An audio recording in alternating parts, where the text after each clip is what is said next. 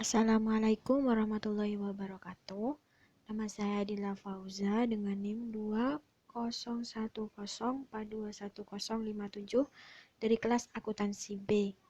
Di sini saya akan menjelaskan tentang kalimat, kalimat efektif, dan paragraf. Yang pertama yaitu kalimat. Kalimat adalah satuan bahasa terkecil dalam wujud lisan atau tulisan yang mengungkapkan pikiran yang utuh. Kalimat adalah satuan gramatik yang ditandai adanya kesenyapan awal dan kesenyapan akhir yang menunjukkan bahwa kalimat itu sudah selesai atau lengkap. Macam-macam kalimat dan dalam bahasa Indonesia. Kalimat dapat diklasifikasikan berdasarkan dengan pertama, jumlah dan jenis klausa yang terdapat di dalamnya. Kemudian, jenis respon yang diharapkan, dan yang terakhir yaitu sifat hubungan aktor atau aksi. Yang pertama yaitu jumlah dan jenis klausa yang terdapat di dalamnya. Ada kalimat minor adalah kalimat yang terdiri atas satuan klausa terikat atau sama sekali tidak mengandung struktur klausa. Kemudian ada kalimat mayor adalah kalimat yang terdiri atas sekurang-kurangnya satu klausa bebas. Berdasarkan statusnya, dalam kalimat mayor terdapat unsur pembentuk yang intinya saja berdasarkan jumlah klausa yang terdapat di dalamnya. Contohnya yaitu kalimat majemuk subordinatif, kalimat majemuk koordinatif, dan kalimat majemuk rapatan. Kemudian yang kedua yaitu jenis respon yang diharapkan. Ada kalimat pertanyaan, adalah kalimat yang dibentuk untuk memancing respon yang berupa jawaban. Kemudian ada kalimat pernyataan, adalah kalimat yang dibentuk untuk menyiarkan informasi tanpa mengharapkan respon tertentu. Kemudian yang ketiga yaitu hubungan aktor aksi. Ada kalimat aktif adalah kalimat yang subjeknya berperan sebagai pelaku aktor. Subjek kalimat aktif berperan sebagai perbuatan yang dinyatakan oleh predikat. Predikat kalimat aktif terdiri atas verba transitif dan verba intransitif.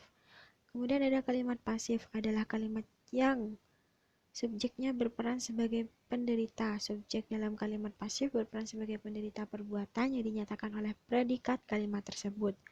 Kalimat medial adalah kalimat yang subjeknya berperan baik sebagai pelaku maupun sebagai penderita perbuatan yang dinyatakan oleh predikat tersebut. Kemudian materi kedua yaitu kalimat efektif. Kalimat efektif adalah kalimat yang dapat mengungkapkan gagasan pemakaiannya secara tepat dan dapat dipahami oleh pendengar atau pembaca secara tepat pula.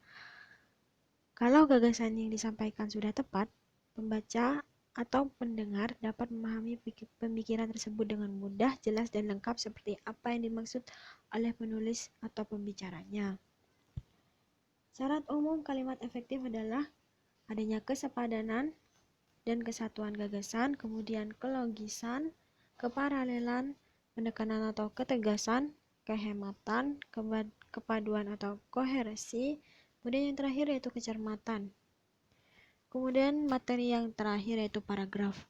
Paragraf merupakan bagian karangan tulisan yang membentuk satu kesatuan pikiran atau ide atau gagasan. Adapun kesatuan pemikiran, ide atau gagasan yang dilisankan disebut paraton atau padu. Jadi paraton adalah paragraf yang sesungguhnya merujuk pada hal yang sama, yakni kesatuan pengungkapkan pikiran atau ide gagasan, yang setiap paragraf dan paraton dikenal oleh satu ide pokok. Ide pokok harus dikemas dalam sebuah kalimat, yakni kalimat topik atau kalimat utama. Ada beberapa syarat agar kalimat bisa menjadi satu paragraf yang baik, yaitu penggunaan pengulangan kata atau kata kunci. Kata kunci atau keyword adalah kata yang diulang untuk mengaitkan antara satu kalimat dengan kalimat yang lainnya. Kemudian penggunaan kata ganti, kemudian unsur-unsur paragraf. Unsur lahiriah paragraf juga berupa kalimat, frasa, kata, dan lain-lain. Sedangkan unsur non-lahiriah paragraf berupa makna atau maksud menulis yang dikandung di dalam keseluruhan jiwa paragraf.